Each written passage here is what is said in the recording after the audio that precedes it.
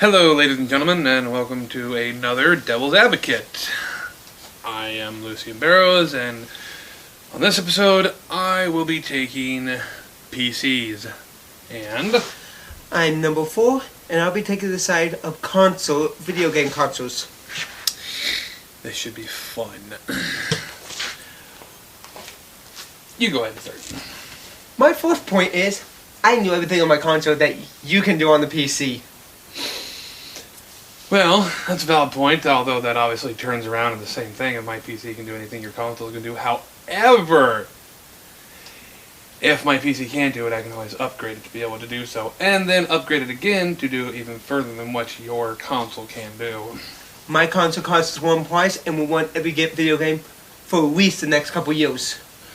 Granted, however, sometimes, not all the time I'll give you, but sometimes when some of those games come out for, multi-platform such as console and PC, you do get, at times, better graphics, better gameplay, just all around better with the PC version because, the creators of those games, the companies that make them, they know full well that the PC can be upgraded. Granted, it does cost a little bit more money from time to time. However, I think that's a small price to pay to be always better. Yes, but more or less, you have to do the same thing as what you would with the console, is pretty much rebuild the computer. You spend money just like you would on a console by rebuilding the system over and over again. Okay, fair enough. However, say, let's see here, a new game comes out, but there's a problem with the console. The console, you don't have that console. It's for the old version. Now you have to buy a new console. That's another $300, $400, maybe even $600 for a new console.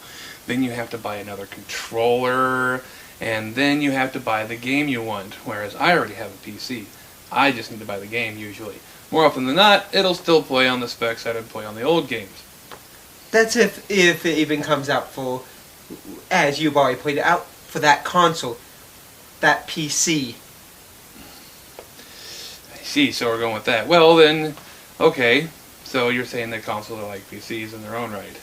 In the sense with the release of video games. Doesn't that mean that PCs are still better because a console has to be a PC to be a console even? I'm not saying that it's a PC. I was saying that it had the same aspects of, in video game terms, on how they come out. Elaborate. I have a video game come out on the Xbox that doesn't come out on the PlayStation.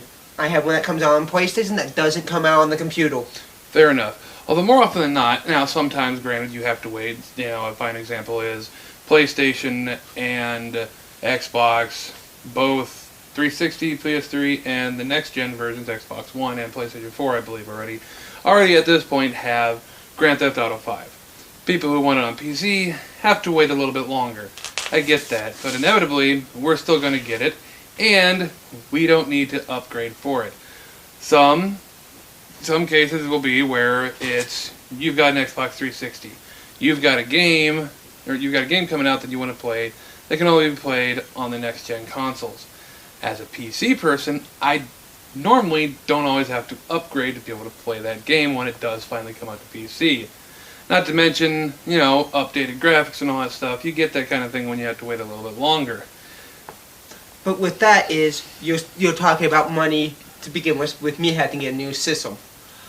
The thing is, except for if you don't want to spend a huge amount of money at the very beginning, you still have to do the same thing that the consoles have to do and upgrade bits and pieces of it every 1 or 2 years. Essentially true, although not always. It depends on what you buy right off the bat. If you're one of those people that like to build your own PC, usually you're going to try your best to build it to the highest specs, which means you're pretty solid for gaming for the next 5 years at least. But the one great thing about PC, especially with the next-gen consoles coming out, is backwards compatibility. The next-gen consoles, both of them, well, we're not including Nintendo because we can't speak on it. We don't play Nintendo much. So when it comes down to things like the PlayStation 4 and the Xbox One, they don't have backwards compatibility. Whereas I could sit there with a fully upgraded PC that could play all the games that either of those consoles could play, and I could still turn around and play Stronghold Crusades from back in the early 2000s. Yes. Without any problem.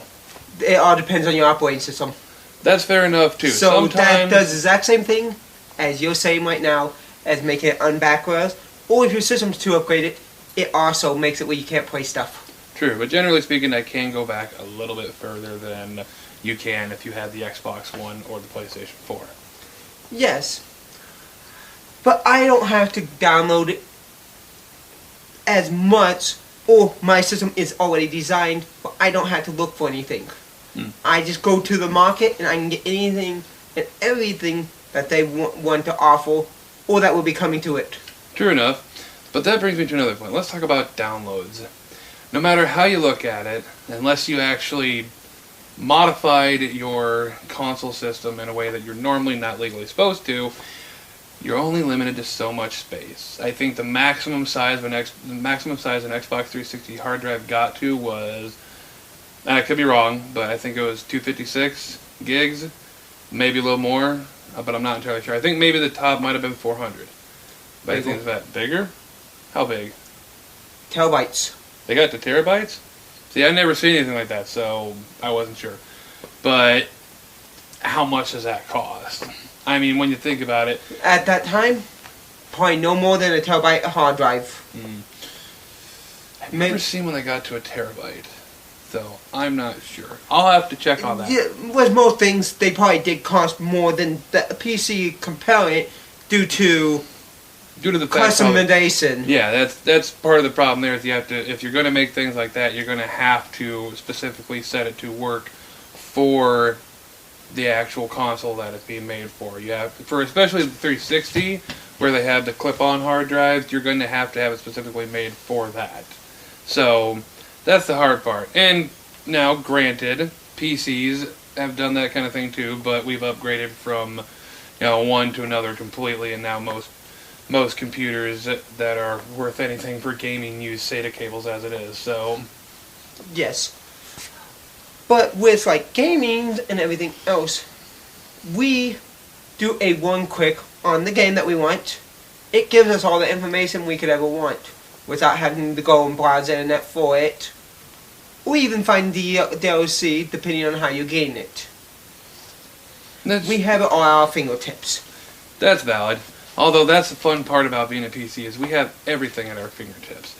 It's a lot simpler. Now, granted, with the Xbox One, it's a little bit easier to where you could actually browse the internet. But the fun thing about a PC is you could have that thing loading while you're still playing your game. I think you can do that on the Xbox One, but I'm not entirely sure. I haven't had a chance to really see the internet application in full. You can do the same thing with the PS4. Okay. Well, I don't have a PS4, and I've only looked at yours a little bit. So, but you before you could find anything, you could still surf the internet. Right. Any way you want it on at least the Xbox 360. Generally speaking, unfortunately, when the internet when browsers first came to the Xbox 360, it was Internet Explorer, and it was limited at best. You could use the YouTube app to watch YouTube on the Xbox 360, but if you wanted to watch a video from any other site that wasn't an app, you couldn't really do that at first. I don't know if they ever improved on it or not. I'm not sure. I doubt they did.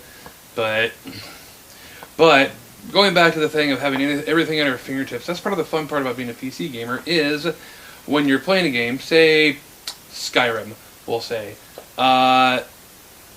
you're not very limited on hotkeys compared to what you would be with an actual console controller. It's a lot easier to have multiple things. In fact, I'll use Minecraft as a better example. We play Minecraft that's heavily modded, and we have tons of keys that need to be used, and we have tons of keys that we do use that I doubt a Xbox controller can handle. On that topic is, yes, we don't have as many keys, but the controller is scientifically been proven as better for your hands, quicker reaction times. The quicker reaction time, that can vary, though. It depends on the person, I'm going to say. Granted, it can allow quicker reaction times for a normal person, but there's some people that have more or less perfected their play on PC. Yes, but it's actually physically quicker Elaborate. by scientific terms is that your hands are more likely to do them movements than faster than if you're typing or something like that. And on that term is typing causes carpal tunnel and stuff like that.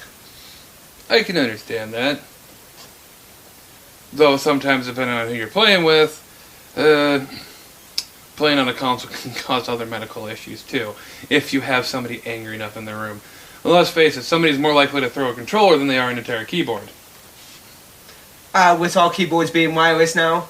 Same with mouses. Not all, but A most. mouse does just as much damage as a keyboard as a controller. I'd say that the controller is somewhat, even if by a few grams, heavier than a mouse, so it'd probably do a little bit more damage. Plus, it has all sorts of different things poking out, so it definitely hurt more when you get impacted in the face. Mouse is very aerodynamic. I won't deny that. That's, definitely something from my side, is if you're going to go that way, mouse is a lot more aerodynamic. And, I mean, depending on the mouse, it's a lot less painful depending on where you get hit by it. Although, with wireless mice, there is the added, battery that could come flying out and all that stuff, too. How about we just do this? We just take both sides, saying that either one is good for video games, and call it that for right now. I do like that idea because when it comes down to it, we're both pretty big gamers in the first place, and when it comes down to it, yes, we both do like to play a lot of PC games, but there's also a lot of fun console games, too. Personally speaking, as far as like the Mass Effect series goes, I'd love nothing more than to continue to play that on consoles, probably more than I would PC. So, when it comes down to it, we really like both. Because we're gamers, and that's all that matters. PC Master Race, console Master Race, that shit doesn't matter when you're just a gamer. So, with that being said, we'll agree to disagree and say that gaming in general is just fun.